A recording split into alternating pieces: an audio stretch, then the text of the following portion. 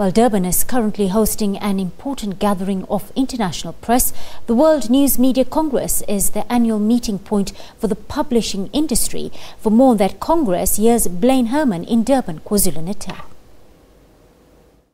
We come to you from the Nkosi Albert Lutuli International Convention Center. The 69th World News Media Congress is well underway in the port city of Durban. It is an event that takes place over the 3 days, and it's actually ending tomorrow. And it brings together over 1,000 newspaper publishers, journalists, as well as editors from over 80 countries. And they're all here to discuss issues that affect the media sector. Now, let's explore some of these issues. David Callaway joins me now. He is the president of the World Editors Forum. David, thank you very much indeed for your time.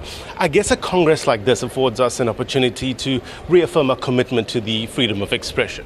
Absolutely. I mean, there's lots of issues that are going on here, but freedom of expression, freedom of the press, the core fundamental values of an open press are the major issue underlying everything. It has never been a more dangerous time right now than to be a journalist. More than 500 have been killed in the last 5 years. We've celebrated a celebrated journalist in Turkey yesterday, where there are 150 journalists in jail, and he was exiled from the country. The dangers are everywhere, and if you look at a map of the world, the countries that have a free press have shrunk dramatically over the last 20 years. So, first and foremost, the safety of journalists working together to help promote that, to help get journalists out of jail, protect their lives is key. The second major issue is business issues, right? Our entire industry has been disintermediated by the social media platforms, particularly Google and Facebook. How do we work with them when our audiences are on them? How do we reach our audiences going forward? What are the issues there with various business issues, business revenue lines, how to make money, how to generate quality content, and particularly how to differentiate between quality content and what's become known as fake news, but is essentially propaganda and disinformation. That's important, isn't it? Fake news, very much part of the conversation here. What sort of tools does journalists have in our arsenal in order to confront this phenomenon? Well, the major tool is fact-checking. So the journalists can fact-check against fake news. That is a tedious and time-consuming project, but definitely worthy of doing. It must be done to point out fake news wherever it is. The problem is that it is everywhere. I mean, history has had lots of examples of propaganda and disinformation being propagated on the public. But with the internet now, and particularly these social media sites, it's so easy for you, me, anybody to just put up a fake news site and start siphoning not just revenue, but start creating news that other people are believing that's just not true. Now, it's one thing if you're just in there to put up some celebrity headlines and get some revenue. It's another if you're a government or an opposition or a political party that's generating fake news to try to move an election and sway a vote, as we've seen in the U.S., as we've seen in France, as we are worried about coming up in Germany, and I'm sure you've had your issues in South Africa as well. It has consequences, isn't it? What can newsrooms do to make sure that their content is above reproach?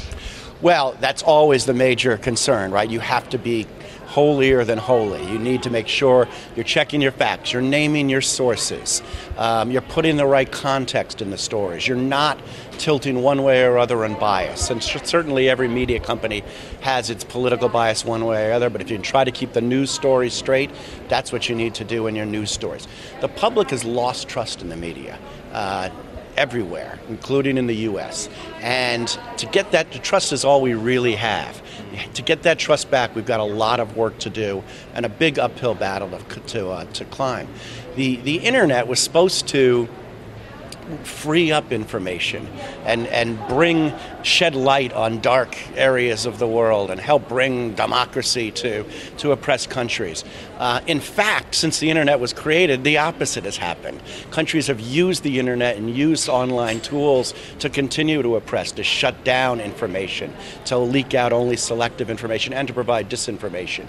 So it's a very important time for journalists, not just for our lives and the lives of our colleagues, but for our businesses and for the sacred trust that we believe the public has in us. You speak about trust. Do you think this is a perfect opportunity for self-reflection? It's always a perfect opportunity for self-reflection. Even the greatest of the media companies make mistakes every day. I hate to admit it, but we're all human. We're all big newsrooms are hives of activity, just like yours.